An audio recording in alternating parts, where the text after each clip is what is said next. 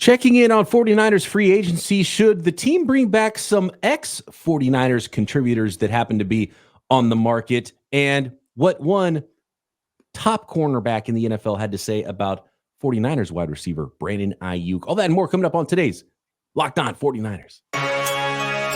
You are Locked On 49ers, your daily San Francisco 49ers podcast, part of the Locked On Podcast Network, your team every day.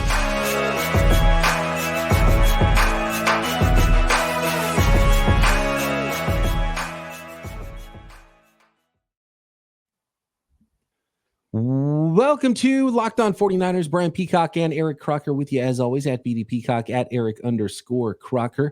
A very special guest joining us momentarily. Thanks everybody and he's already here if you're watching us on YouTube. Thanks everybody for making us your first listen here on the Locked On Podcast Network, your team every day. Appreciate all the everydayers subscribed up on YouTube and everywhere you get your podcast. Today's episode of Locked On 49ers is brought to you by FanDuel. Make every moment more. Right now, new customers get $150 in bonus bets with any winning $5 bet. That's $150 if your bet wins. Visit FanDuel.com/lockedon to get started. And now let's bring on today's guest. Nicholas Winkler, come on down. Can't believe it. Action News 8 Sports with Nick Winkler.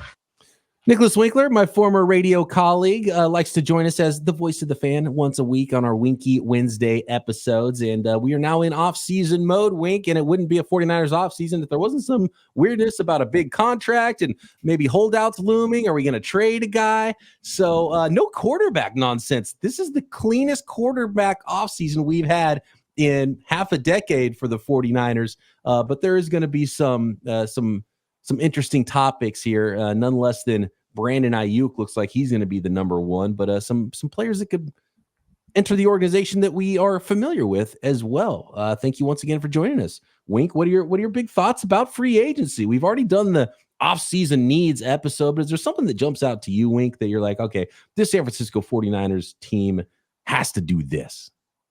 Yeah, I mean, run it back, right? I mean, a lot of these guys, are going to come back on good contracts, some not so good contracts. Maybe you need to restructure a couple of those or extend some guys and put some of that money that's due next year later. I'm sure you guys have gotten into all that. Really, I think the biggest need is going to be filling that gap alongside Fred Warner. I mean, that to me is hopefully Dre Greenlaw comes back soon. I know that they did a procedure that's supposed to shorten the recovery time, which is fantastic news. That being said, season starts in 8 months, right? So in less than that, 7 months. Is he going to be able to come back from that and then start the season? Definitely not. But will he come back at some point? Probably. So is it going to be like a stopgap you're looking for at middle linebacker position, or a guy that could take over that role and Dre Greenlaw could be more of a fill-in guy when he comes back and not have to rush him back? To me, I think that's the biggest hole or a need in the offseason here for the 49ers.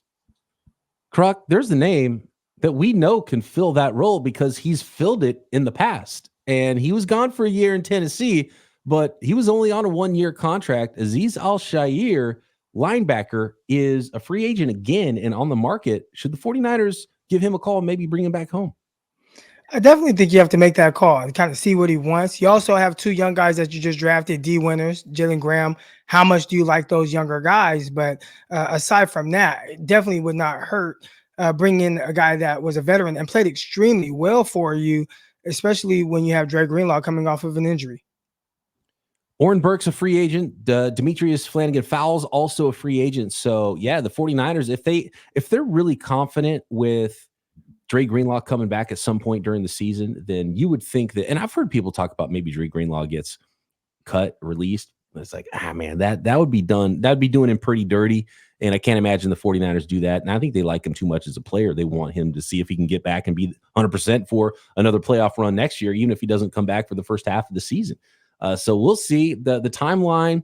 I don't know what the name is. Is it internal brace? Is it the Brock Purdy surgery, but on the Achilles instead? I don't know what the exact surgery is, but that's the timeline I saw, 6 to 8 months. That puts you pretty close to the beginning of the season. So we'll see what it looks like and Dre Greenlaw kind of needs to heal up from all the other stuff. He's got like he's got like all kinds of titanium on his arm, and this guy puts his body on the line. So Jalen Graham and D Winters, that will be once the team hits the field in summer, in OTAs, who's taking the reps where? Do the 49ers dip into free agency? I love the idea of Al-Shaair, but I don't think they have to do a lot. And heck, you can add another day 3 linebacker to the mix as well in the draft and let the young guys fight it out for depth, for special teams roles after Fred Warner there. And you hope that Dre Greenlaw comes back. So as long as they don't get bad news on Dre Greenlaw, I don't think you need to do a lot at linebacker, but it is a sneaky need that you got to add some bodies there because they still have 2 pending in-house free agents in Burks and Flanagan Fowles as well. We saw how much that position, with Greenlaw out, hurt them in the Super Bowl. And another former 49er that's available in free agency, too, a little bit older guy who played well with his time in San Francisco's Quan Alexander. I mean, there's another guy that could be like a stopgap kind of fill-in guy who also another guy who just put his body on the line every play. He's flying around. He's like a heat-seeking missile out there. I loved Alexander when he was with the Niners. Hot Boys, right? Isn't that what they were? Hot Boys originally with Quan Alexander. I like the energy that he brought to the linebacker group. And we look at Fred Warner, Dre Greenlaw, the energy, the effort that you see them play with, play in and play out. I feel like Quan Alexander kind of started that. You got to break the tie for us week as well. So when we did our offseason needs, we kind of ran it down as the top 5 needs. Croc thought maybe defensive end would be number 1. I had offensive tackle number 1. How do you see it? And, there's a lot of in-house free agents. Obviously, the 49ers have to figure out. So they have to add bodies either spot. How do you see the top need for the 49ers? Yeah, I think it's probably offensive tackle just because you kind of saw how bad, it kind of was on the right side. It wasn't horrible. It was some decent play. And Trent Williams is going to be gone soon, right? You can't bank on Trent Williams for that much longer. I mean, maybe 1 more season, maybe 2. Like, I think you're really stretching it if you go beyond just 1 more season for Williams. So maybe you bring in a guy, can learn behind the greatest of all time, really. I mean, one of the best in Williams.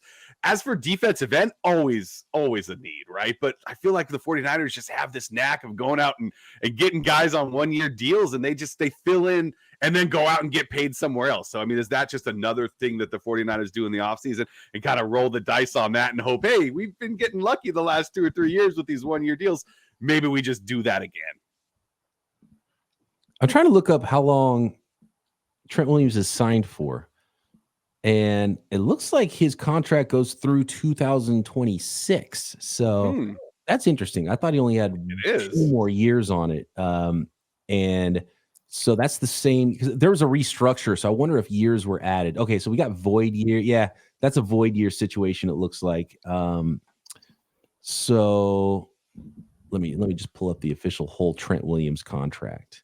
And let's see. So Trent Williams is signed through 2026. So it does void in 2027. So he is signed for 3 more seasons. And McCaffrey signed for 2 more seasons. Hargrave for 3 more seasons.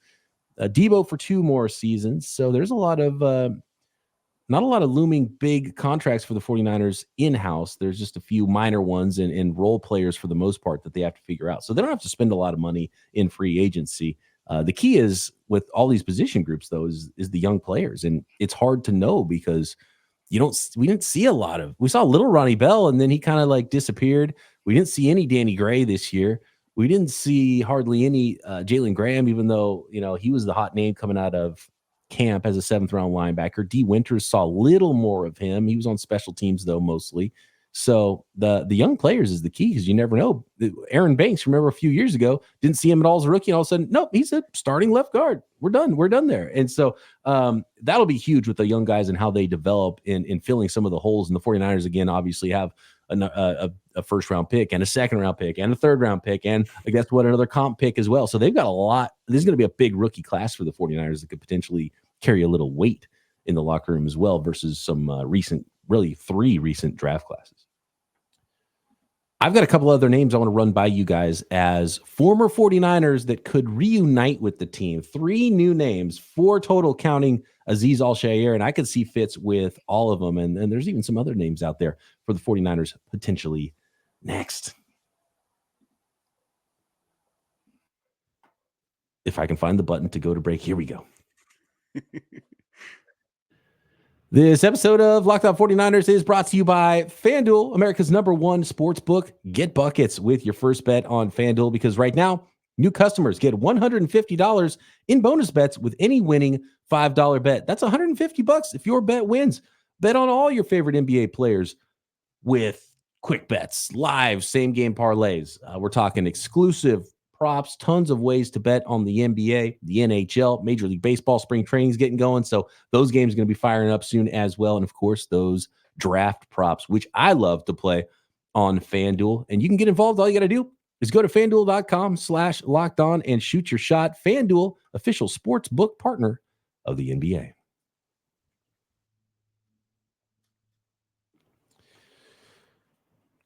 How about DJ Jones? This is one of my favorites, guys. DJ Jones, he signed a big contract. Very likely he's going to be available in the offseason.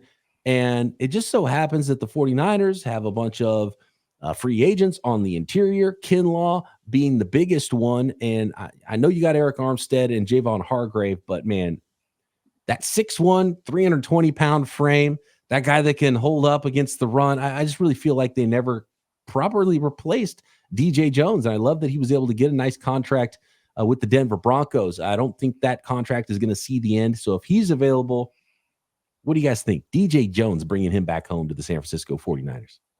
Talked a lot about the 49ers kind of bolstering up the interior defensive line and really where they're lacking. And we even talked about potentially, hey, is there a way that they can move Armstead outside so they can maybe bring Kinlaw inside and have some help against kind of those outside tosses and those pin downs that teams were doing. So, clearly I think bringing in a guy like DJ Jones allows the 49ers to kind of get back to what they originally were on the D-line, which was Armstead being that big end and being able to go inside on passing down situations. Yeah, the faithful everydayers that go back years, they know my love for DJ Jones, because I used to just sit here and be like, oh, DJ Jones, I love him. I love what he does. I love he eats up two guys. He sheds guys and makes tackles. He does all the dirty stuff, right? All the stuff that like a Justin Smith used to do. Like, he kind of reminds me of that. Like, I was a huge fan, so I would love for him to come back. That would be a fantastic fit for the 49ers. He could penetrate a little bit as well, too. So, yeah, I love DJ Jones. He's going into his age 29 season, so, still plenty of life left there.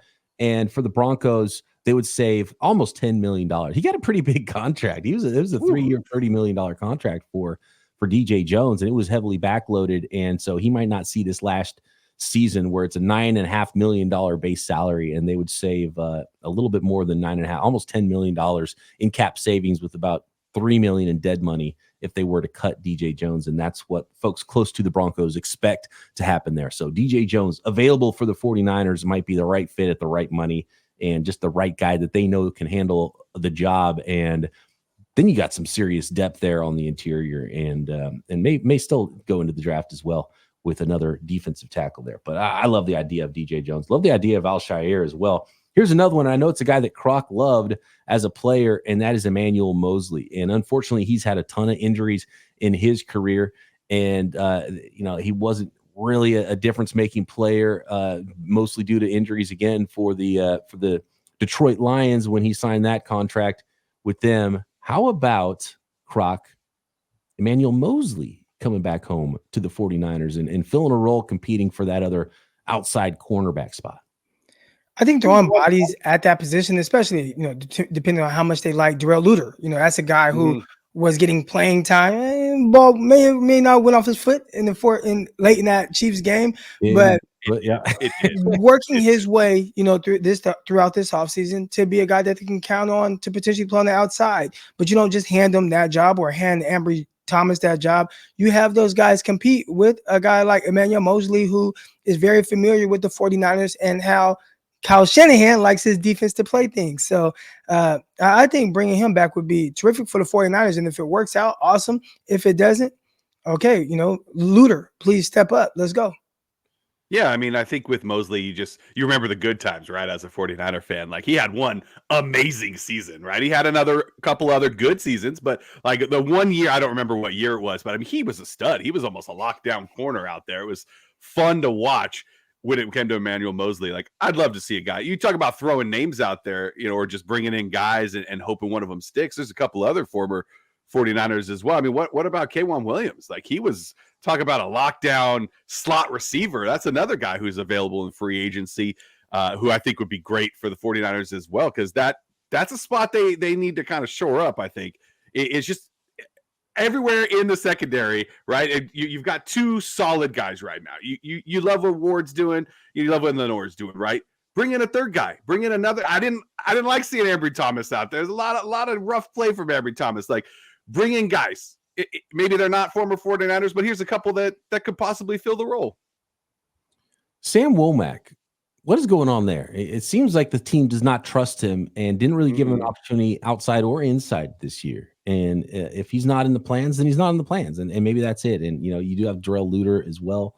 But, I really feel like you got to go high in the draft, potentially at cornerback as well to maybe fix that position. And I'm interested to see what Darrell Luter looks like. He didn't get to start the season healthy.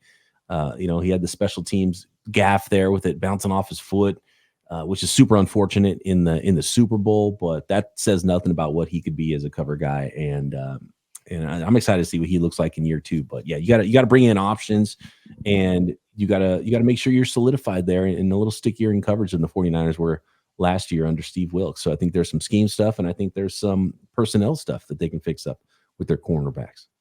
What about another way back guy? What about a Kella Witherspoon?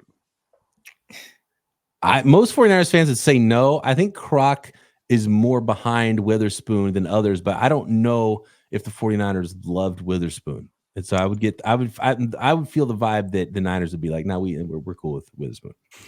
I like Witherspoon more than Ambry Thomas, so yeah. I would certainly play Witherspoon over Ambry Thomas right now. And Ambry Thomas showed some signs, but it's just been so up and down with him. It's just like there's not a lot of trust there. I think that was Witherspoon's thing, right? A lot of inconsistency up and down, but his ups were really high. His lows were just like, what the heck was that, Spoon? Right. When it comes to wide receivers, about Kendrick Bourne, had a nice little 3-year run, got some money, got paid by the New England Patriots, and now is hitting unrestricted free agency. We know Kyle Shanahan liked him. We know he can get open on third downs. He was third in Juwan. He was third in Kendrick before third and Juwan showed up, basically. Is there even a role for him? Because Juwan Jennings has kind of taken that role, and he's a restricted free agent. The 49ers will no doubt put a tender on him, and he'll be back unless there's some trades in the mix. Maybe they need a body. And we went through that whole episode, Croc, talking about Brandon Aiyuk, and if you trade him, well, who's the guy that fills the role in the short term, even if you draft a player? Maybe Kendrick Bourne's that guy.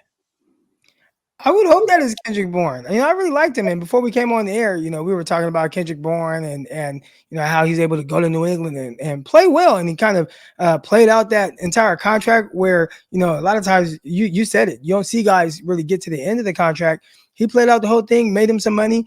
And I don't think he's done making money. And I'm not saying he's going to make big money, but I could see him signing somewhere 2 years, $10 million, a $4 million guarantee, something along those lines. And if it's with the 49ers, I'd welcome that. We talk about Juwan Jennings and what he brings. I like Kendrick Bourne more. I think he was an aggressive blocker. I think he took a lot of pride in doing those things. And you watch how he's able to get open. And I just think he was a little bit more dynamic of a player. So, at one point with New England, he was their number one option. Hey, you can come to 49ers. You don't have to be the number one option. You can be the third option, fourth option, fifth option. But I still like that more on the field than what the 49ers have fielded. And I like Juwan Jennings, but I just don't think he's been Kendrick Bourne and what Kendrick Bourne was to the 49ers. Yeah, I love Juwan Jennings. He was an overthrow in the Super Bowl away from maybe being Super Bowl MVP, right? If he catches that, that touchdown and he has 2 touchdown receiving and 1 throwing, that would have been an amazing. It was a great game from Jennings. And that's not even talking about all the blocking he did too, because I love Juwan Jennings. I also loved Kendrick Bourne. I was a big Bourne fan. I was sad to see him go. Happy that he got paid when he left. I was like, oh, good for you. Good for you, Kendrick. No way you're getting that with San Francisco, but good for you. That's right. Bourne and DJ Jones are both the same. It's like, oh, man, we'd love to keep him. And then you see what they got with the other team. You're like, I guess, can't really pay that. So, have fun and maybe we'll see you again sometime. And then who knows? Maybe that time is now. And maybe, if he doesn't, you talk about him getting paid, Croc. Obviously, if he wants to get paid, it's not going to be in San Francisco. But if he's, if he's not getting those contract offers and he does want to come back and be a third or fourth option, Chris Conley made some really big plays for the 49ers in the postseason. Like, is that the kind of role that maybe Kendrick Bourne could fill in a little bit better? Conley did a great job. Hats off to him. But, Kendrick Bourne, as a 49er fan, anybody listening to this remembers, Kendrick Bourne was a clutch possession receiver. He was good as a 49er. Conley too. Conley probably doesn't get enough credit for what he did, and he's sort of an afterthought guy that bounced around practice squad, got called up. He was good in the playoffs. He can play special teams as well. Chris Conley, I think, can stick no matter what the 49ers do, unless they add a bunch of draft a couple of high rookies or something like that, and it's a numbers game. But Chris Conley, underrated what he did with the 49ers. I like him as what was he, number 4 receiver? I don't even know if he was number 4, but he definitely made the most of the opportunities that he was given, which were very slim. But in moments where you needed a guy to come through, whether it was on third down or on special teams, he was able to do those things. So definitely not someone to kind of overlook. And when you watch him in training camp, a lot of times, maybe sometimes we're a little far away, but it's like, is that Brandon Aiyuk? I ain't saying he's Brandon Aiyuk, but you could, just the way they look, the way they kind of move at times, you can get it confused a little bit. And I think that bodes well for him, potentially being someone the 49ers bring back on some type of role. Maybe special teams, because you talk about Kendrick Bourne. Kendrick Bourne was never a special teamer, but maybe that's where they're like, we can keep this guy and he plays special teams as opposed to spending more money on this other guy.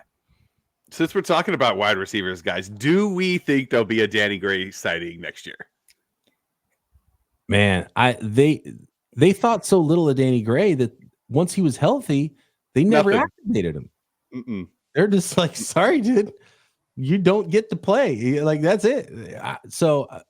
And from what I saw on the field, I don't know. It's hard because we haven't seen him since we saw him a little bit in camp, right, Croc? And we're like, okay, maybe he's, developed a little something, but we thought he was underdeveloped as a route runner, as a receiver. And Croc can go into more detail on why that is as a rookie, but that was 18 months ago. Like, I haven't seen the guy in a long time. So I don't know what he looks like. Maybe he's developed more. I mean, maybe he just ended up in the Kyle Shanahan doghouse. I don't know, but it was year 3 that we saw Brandon Aiyuk do big things. So I wouldn't bury him yet, but I would also expect that he's not big in the plans. And again, not a special teams guy either. Next, a few names I want to throw at you guys that are being reported that could be cut by the 49ers, and a couple of pretty big names in there. And then what Suace Gardner said, maybe the best shutdown corner in the league right now, what he said about Brandon Aiyuk. Next.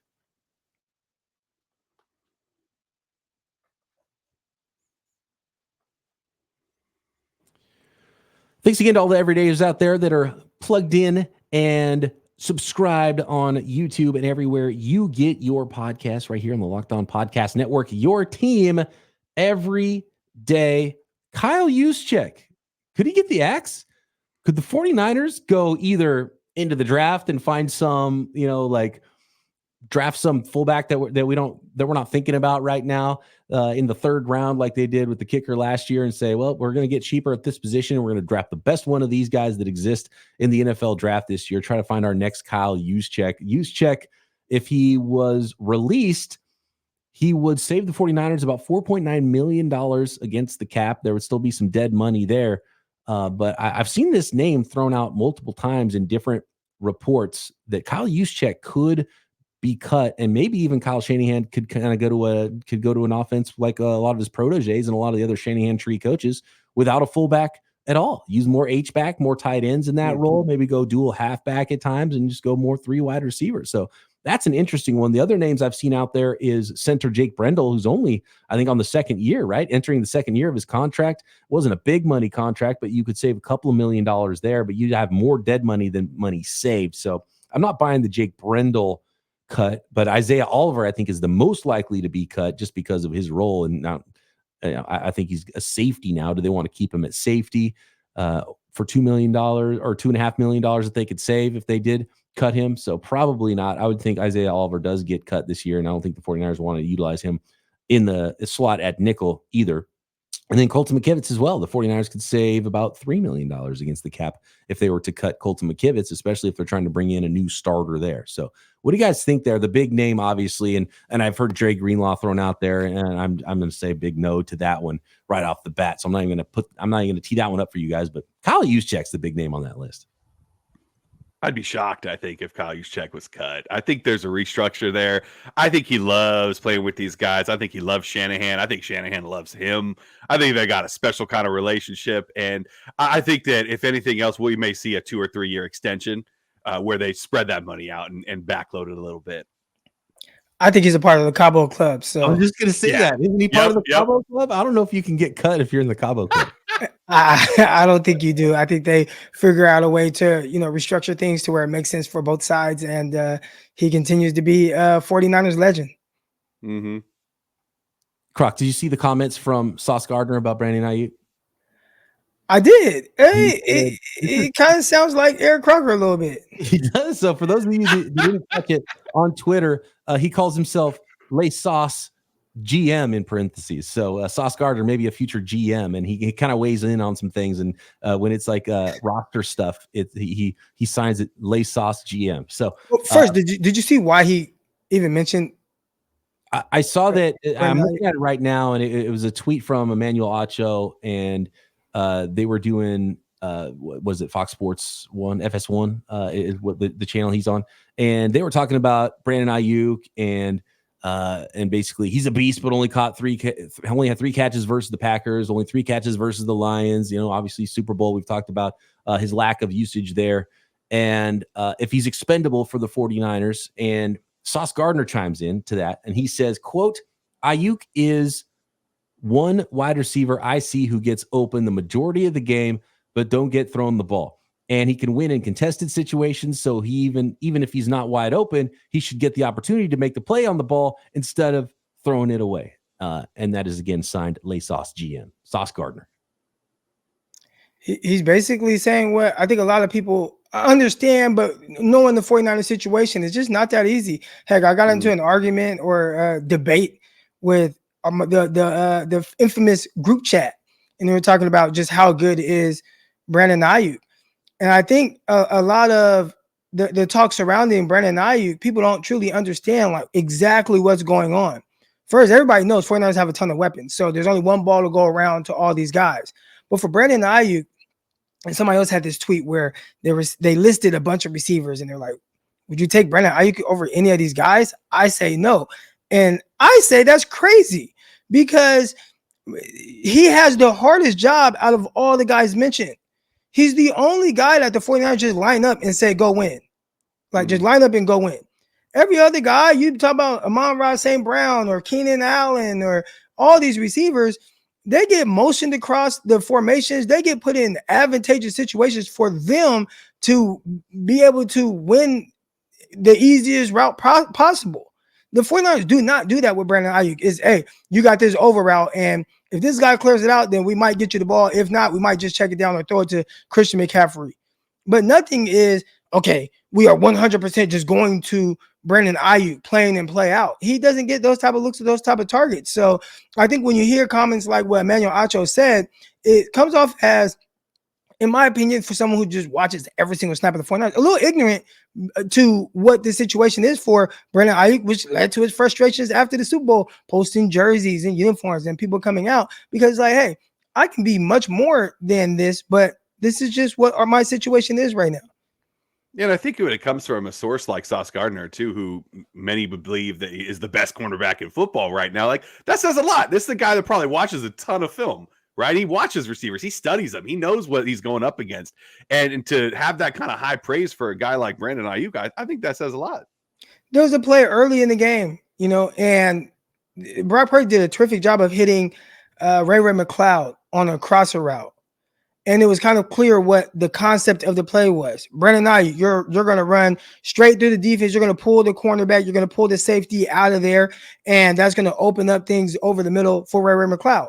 And it worked out just like that, and McLeod was able to catch a pass. But if you went more the Steve Young route, which is touchdown and check down, or touchdown and work down that way, you would have went to Aiyuk because he outran all the DBs by 5 yards.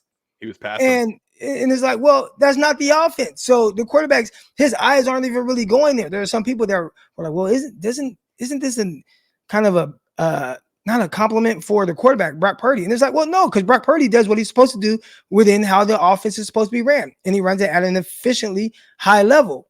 But if they wanted to be a little bit more aggressive, they will go more. All right, yes, he's a clear out guy, but let me see if he outruns his safety because his safety is flat footed. And if he does, then we can throw that, even though this crosser route is technically the right decision to make. By the way, Sauce was asked also about Debo, and he went on to say, when Debo's on the field, the 49ers can do a lot more than when he's not on the field, so I wouldn't trade him either. So he likes both the 49ers wide receivers. Game recognized the game there with Suace Gardner.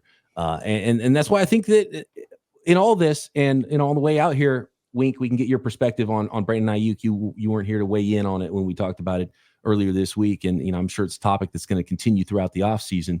But I just think you bring everybody back one more time, and the path to do that is you re-sign Brandon Aiyuk, and by extending Aiyuk, you're saying, okay, you are ascending to the number one status, and we're going to start featuring you and getting you the ball and all of those things. And you one more run with Debo this year. You trade Debo next offseason. That's that's the window, the 2024 window. Have the best unit then possible.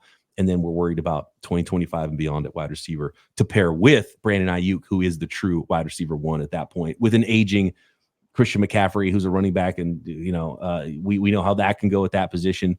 And then George Kittle, who's, already 30 years old too. And he'll be getting to the end of his contract. So I think it only makes sense that the guy who's just turned 26, or I think he's yet to turn 26 years old, Brandon Aiyuk, is the one that you got to make sure you have around for that long developmental period to go with Brock Purdy. Well, the 49ers, I was going to say, will the 49ers finally get that big, fast receiver? No, that's off the table. Well, then, and that's what you pair. So that's what you do. So then you start utilizing Brandon Aiyuk with a little bit more of the shorter stuff and the stuff where you're bunching him up. And then you get another receiver that's got the speed, that's the bigger body guy that you develop to pair with him. That's the way I like it. Mm-hmm. Which means Kyle Shanahan will do the opposite. Which is not what's going to happen. Right? Clearly, which no, he's gonna go get a running back style guy and put him out there, as he likes to do. He's going to find a guy who is 5'11" and a half, and that doesn't separate down the field but can get open short. That's what Kyle Shanahan's going to find in this draft, and that's the offense we're gonna see. That's what guys, it is. Maybe Danny Gray will figure it out, and there's your speed. There's the guy that takes the top off the defense, right? And opens everything else up underneath. And you know what? Like, top speed is fine, and that's cool too. But there's there's a big gap of stuff between, like, okay, you run straight 4-3, and you're half running back, half receiver. Like, there's a lot of stuff in between, and like Aiyuk's the only guy that does that. And like, Conley is probably the next guy who's like, oh, he's actually I always use the term wide receiver. He's a wide receiver, right? And Aiyuk's the only one they have that's like that, because Juwan Jennings is awesome, but he's part tight end, right? Yeah, Ray McLeod's kind of like in the Debo mold. Yeah, he's like a mini Debo. He's a special teams slot guy. He's not the line him up outside type of a wide receiver. Brandon Aiyuk's really the only one they got. I think they could use more of those guys. And especially when you consider what McCaffrey can do out of the backfield. And if you want to elongate McCaffrey's career, I think probably fewer touches as a running back would be better. Move him around, and then now you have your Debo stuff in 2025. If you're gonna choose between these players, you get them all together one more year, and then you trade Debo, and then you still have McCaffrey, and then you have a younger receiver you're developing to pair as the number 2 with Brandon Aiyuk being the number 1. I think that's just the most logical way to go about it. Until Brandon Aiyuk's agent says, we demand a trade, which I'm sure is coming. And when that does come, we'll have a podcast right here about it, because there's never a dull moment, even in the offseason, for the San Francisco 49ers. And Croc and I are here, Locked On 49ers, covering it for you every single day. Wink, always appreciate you stopping by on Wednesdays. My pleasure, gentlemen. Hey, thanks to all the everydayers out there. Make sure you're subscribed. Croc and I back tomorrow. Locked On 49ers. See ya.